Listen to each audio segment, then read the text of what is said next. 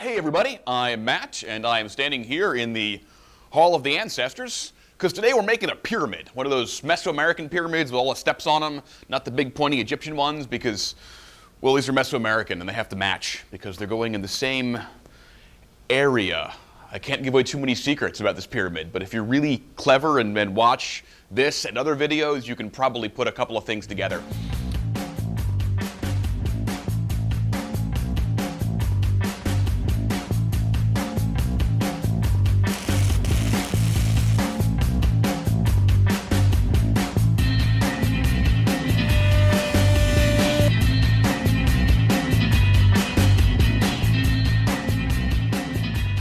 So yes, we're making a pyramid. It's going to be full of secrets and interactive, and let's go make stuff. This here is an example of why it's really good to kind of do your homework before you start cutting. Having a very clear idea of the design lets me put everything into the cut path so that I can make these. We got to do 2 of them, make them repeatable, and save materials. So on this one, this piece you're looking at now is the 1st, 3rd, and 5th tiers that are all getting cut out of the same sheet because they can nest inside of each other, and then the other tiers will come in and then it'll build up all step pyramid-like from there.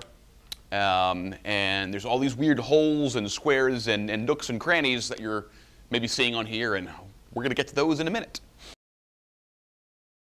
Now we have our pieces off of the CNC machine. This is what they look like.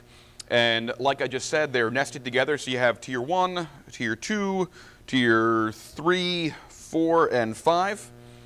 So this means that we do 1 run of this guy's and 1 run of this one with 4 each. Essentially, we can get a full pyramid out of 1 sheet of MDF, which is nice. As you see, there's a minimum of waste, and it all stacks together nicely. And then in a minute here, we're going to show you up inside and where all the secrets will be hidden. The secret chambers of the, I was going to say pharaoh, but it's not Egyptian pyramid, it's Mayan, so I don't know what they called their leaders.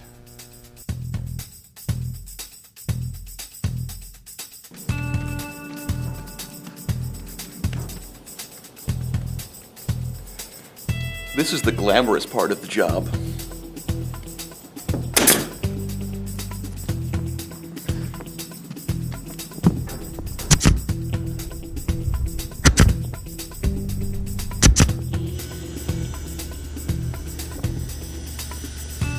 Now that we have assembled all of our stacks of stuff, we are going to attach stacks to other different sized stacks. Woohoo! This is where these little screw holes are going to come in. So we're going to do this upside down. Piece is going to go on here something like so. We will have glued it. Then we drop a washer into the hole, 2-inch screw into there. And that'll hold it together, but good. And it should even be the public proof, because the public are some violent people. And I'm going to do that now, and you can watch me if you want, or change the channel. It's entirely up to you. Don't change the channel. Don't change the channel.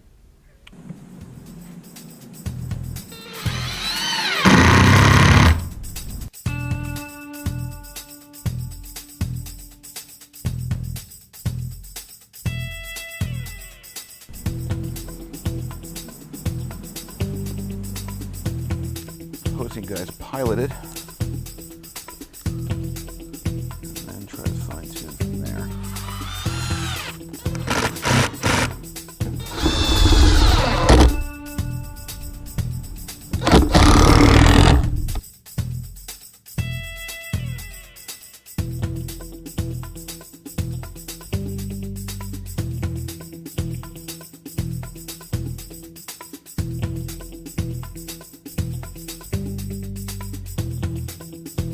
Here we are at Chichen-Itza Step Pyramids, so named for the steps. Yes, I know that's not it, but shut up and go with it. We just made some steps for the step pyramids. Yeah, so step pyramids. That kind of the really iconic part of the Mesoamerican pyramids are the steps going up along the center axes of each side. And we did those by tacking together some 1/2-inch plywood MDF in 1/2, 1 and 1/2 inch strips, and then rip those down to 3 inches for each little gang of stairs, and those go in there. And they'll be glued and secured and all that before we get to painting and aging the pyramids. Over the next couple of days, Mark's going to make the outside of that you just saw look really cool and weathered and all beaten up and organic, but I don't really care about that, to be honest. It's the inside of stuff that really, this is what I like, is the guts and how it actually works and where the secrets are hid. Just kidding, Mark, I care. Do not care. Anyway, in here we have, first off, all of these little holes that actually I didn't realize I was going to need those until after I'd run the first couple of passes and realized that I had these 2-inch thick masses that I was going to have to attach to another 2-inch thick mass, and we generally don't have nails that long, so I thought we would screw them together. So we've got these holes here that are large enough for our washers and get some screws in there. So then on the second round, I actually added all those holes to the cut path, so I didn't have to spend the rest of yesterday drilling them out individually. Like I said earlier, doing your homework beforehand can save you some pain after the fact. That being said, I didn't realize it until later, so yes. Back to the guts. We have here, all these big old pockets here are sized for our electronics that are going to be there as part of the game, and that's all in there and ready to go and tested for spacing and all of that. And yeah, this is like the sausage of, it's not very sausagey. I'll leave it here. So that's where the pyramid sits right about now. Stay tuned for in coming weeks as we build it up. We're going to put it on casters so it spins, work all the various electronical guts into there, build up the base, and get it all faux and otherwise cooler than it is now. And it's already pretty cool, if I may say so myself. I also noticed that we're doing a whole like Mayan Indiana Jones thing here, and I have not been wearing a fedora like the whole time, and I have many, so that just really seems like an oversight on my part in coming weeks. I'm going to remedy that.